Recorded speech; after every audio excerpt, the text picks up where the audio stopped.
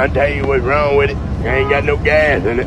This Dodge Viper from a viral TikTok with nearly 3 million views is very likely the same one that is sitting on my trailer in this cow pasture. What is actually going on here and how this car landed nose first in what looks like a marsh is totally unfathomable. And even though this looks like an absolute disaster, there might actually be some good news here. Either way, I probably watched this clip 1,000 times over and have tried to analyze everything going on here. You watching that Viper video again? No man, I'm driving to SVJ. You won't believe it, but PUBG Mobile has collaborated with Lamborghini.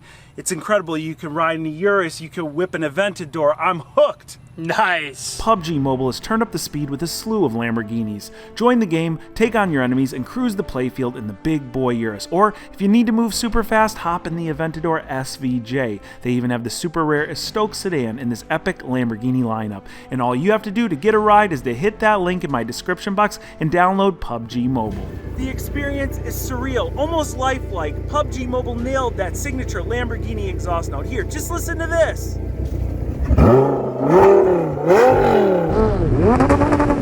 Since I've been playing PUBG Mobile, they've constantly brought cool car collaborations to their game, but this one with Lamborghini, one of the most legendary auto brands ever, has to be my favorite and their biggest yet. Right now, when you click my link in the description, you can download PUBG Mobile, and it's a free download, so go ahead, find that link right there in the description, but you gotta do things quick because the Lamborghini experience is only available through the month of April. Now, I gotta give a huge thanks to PUBG Mobile for giving me that Lamborghini fun without having to fill up the tank, and for also sponsoring this video. After posting my last video, I was sent a few messages from viewers local to the Punta Gorda area that had the story to this car, which is a pretty crazy one, even considering the video you just saw.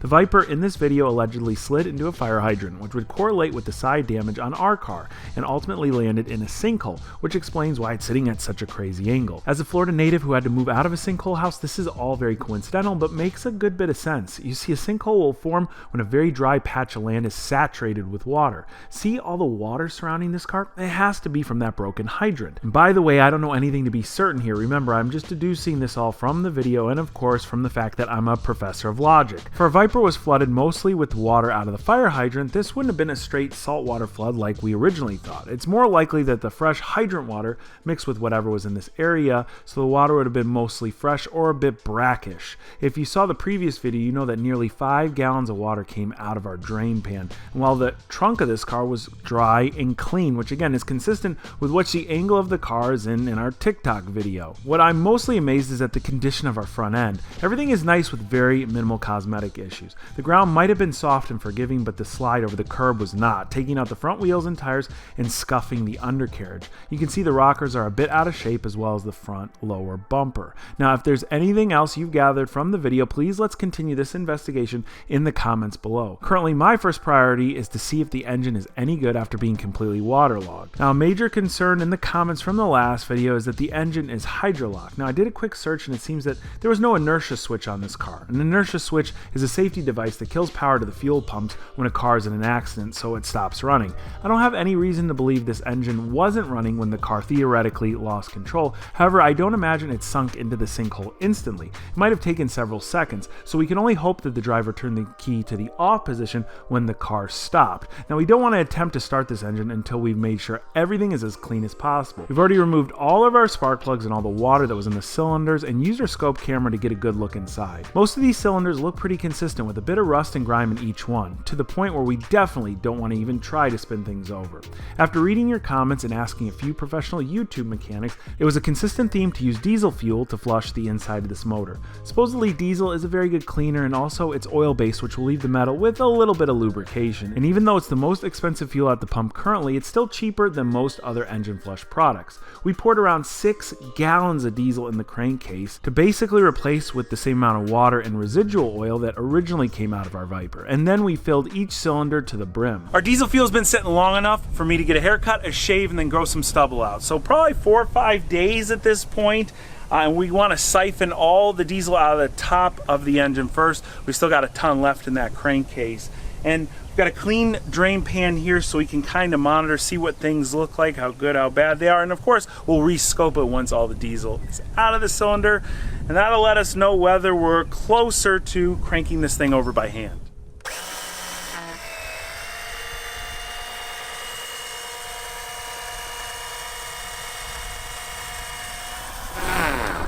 Dude, that totally beats pumping it. You know, like I was pumping it in. I felt like I was pumping it for like 3 days. Everything was getting sore. My arms were getting sore. I was pumping it so long. That joke lasted way too long. Editor, I liked it. Yeah, editor, cut that one out. Yeah, for real. It's really not that bad. A little mucky, but it's doing its job. That's kind of cool. I'm gonna swish it a bit. Do you just see there's a ton of rust floating around on the bottom? To see it better, what we're gonna do is we'll strain this diesel as I pour it into this bucket here and see what gets caught in the strainer.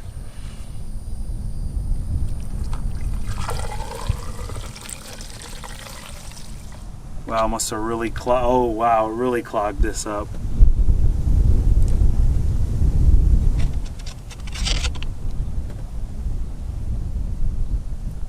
All right, we got the scope camera back out. I'm looking at the screen right here, so I'll be able to see everything, and I'm gonna switch you guys between the actual scope and me here. But this thing is really cool because these newer scope cameras actually have 3 lenses on them. The old ones used to just have 2. So when I press the button down here, it'll actually switch the angle, so we'll actually be able to see the valves and stuff like that, and it just makes it a lot easier because, you know, as we're looking at things, we're gonna wanna twist it left and right. That'll give you an idea of what everything looks like down in the cylinder. So we're gonna go in here, first cylinder on the driver's side. It's still really kind of gross and murky in there. Not as clean as I would have hoped it to be with what the diesel fuel looked like. I'll switch the camera angle now so you can see what we're looking at. Now look, the tops of the cylinders still have that nice cross hatching. I want to say that doesn't look like it's like permanently corroded. That just looks like stuck on dirt, but maybe that's a wet portion of some really rusty cylinder there. I mean, look at that. Driver's side doesn't look all that great. We'll move over to the passenger side. Now, every time I do show this camera and the footage from it, a lot of you guys ask where you can pick one up, so I'll go ahead and drop a link down in the description box to Amazon where I got mine. Unfortunately, the diesel didn't do the best job of breaking down everything stuck to our cylinder walls here. I've got a few products in the garage we can try to clean this out with, but we set out to the store to look for something more specific that will react best with a rust problem. So, whoa, what are you doing? No. Have I not taught you enough? No, I guess not. How much was that? That was expensive. Too expensive for us. Right here. 88 cents. And Hey, if you can grab it. it's got the right name on it too. We went out to the store, picked up a couple things, and the rest of the stuff I just had on my shelf in the garage. And there's no real rhyme or reason here. We just really got to clean these cylinders out more if we're ever going to have a chance to actually turn this thing over. So first off, let's start with our cheapest solution. That is a Sam's Cola at 88 cents per 2 liters. And supposedly cola is really good at removing rust. I've never actually tried it before, but if this works, it'll be by far the cheapest way to clean this entire engine. Perfect. Oh, it's all fizz. It's nice. Whoa! It's funny because I'm like all worried about getting my hands all sticky with cola, and this is the least concerning of all the other things we're going to end up using today.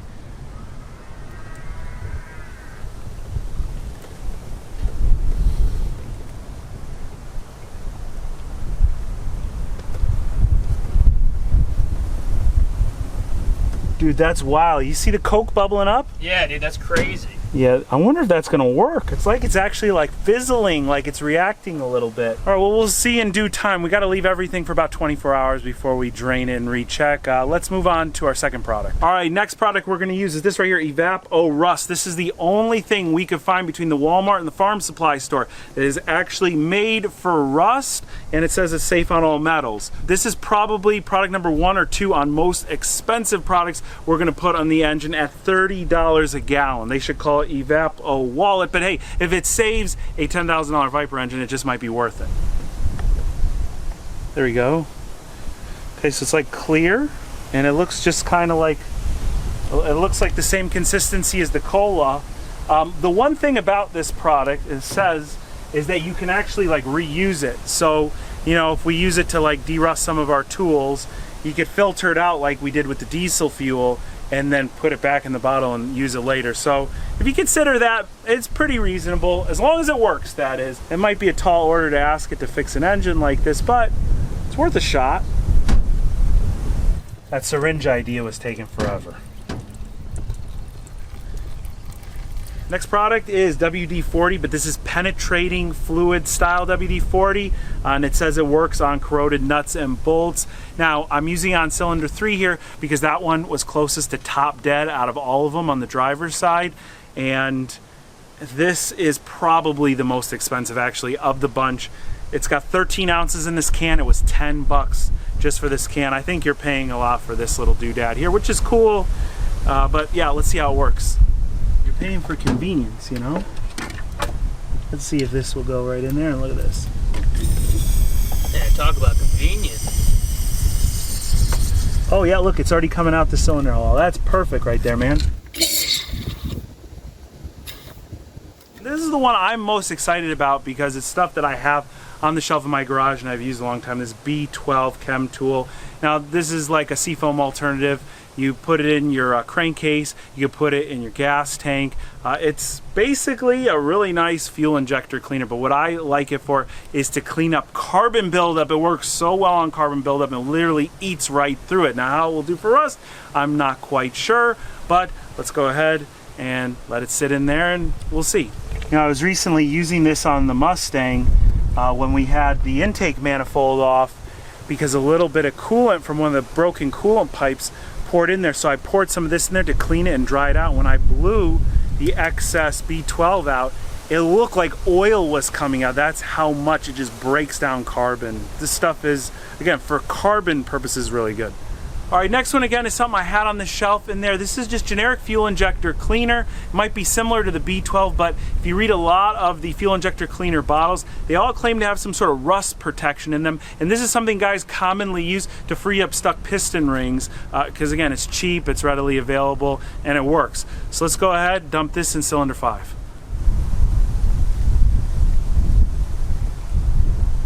All right, last one up is ATF. A lot of you guys recommended to put some automatic transmission fluid down the cylinders in the last video. A lot of people use ATF to clean their cylinder walls when they're prepping an engine for a first start. And as far as I know, transmission fluids contain a lot of rust inhibitors in them because it's really important to keep your gears nice and clean. But I don't know a whole lot, so hopefully what I just said is true and maybe this stuff works. Just tried to stick this in the cylinder with the ATF because I poured and poured and I probably put a quarter ATF in there, and look, about 3.5 inches up the probe camera here, like a dipstick, it finally started sinking in. I mean, these are massive cylinders. You got to figure an 8.3 liter 10 cylinder.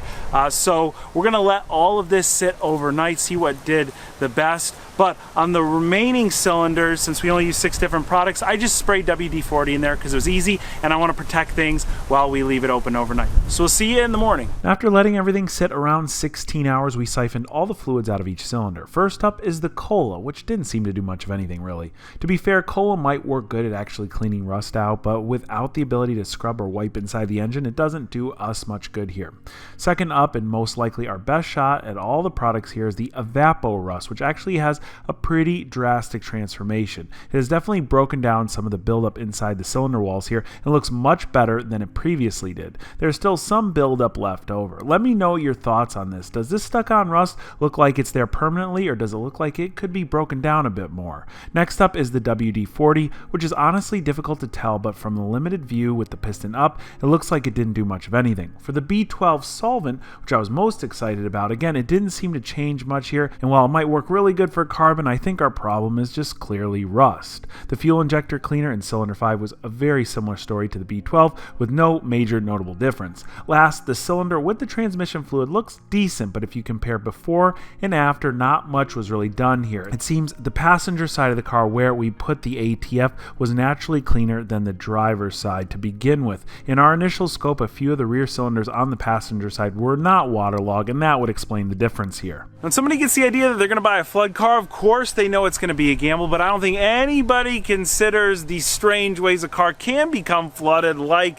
this Viper theoretically was. I mean, this is just an insane case, and as you see, it's complicated the way we're approaching this car. Now, obviously, I really want to spin this thing over, but we can't just do that without possibly creating further damage than what we have here. I think the best path forward at this point is to fill all the cylinders with that evaporust, since it seemed to work the best, and maybe even the crankcase with the evaporust. Let me know what you guys think in the comments section. Are we approaching this in the right way, or would you do something a bit different here? Once that's all sat for a few days, I think we again extract it out, maybe lubricate the top cylinders, and then it might be ready to test fire. Along the way, we're sure to encounter some other problems, but we'll just have to find out when we get there. Now, this is one of those processes, I know we all want to move much faster, but it is just not a quick process. We really got to make sure we clean everything exceptionally before we try and spin things and then actually try to start the car. But I'm going to work through it, and I'm going to update you guys as quick as possible here on YouTube and also over at my Instagram right here. Remember, this is not my car, so I have to be extra careful with it. This is a gentleman named Thomas's car. He bought this car all the way from over in Europe, here in Florida, and he wrote me saying, hey, it's semi-local to you. If you're interested in making some videos on it, I'd be glad to loan it to you. So I'm really appreciative to have this opportunity so I can show you guys what it actually entails to get a flooded exotic car like this Dodge Viper. Now, if you have any more suggestions of what we should be doing before we get this car prepped to start, let me know down in the comments or drop me an email. All that information is in the description box. And if you enjoyed this one, be sure to give it a huge like. Guys, I can't thank each and every one of you enough for watching today, and I'll catch you very soon.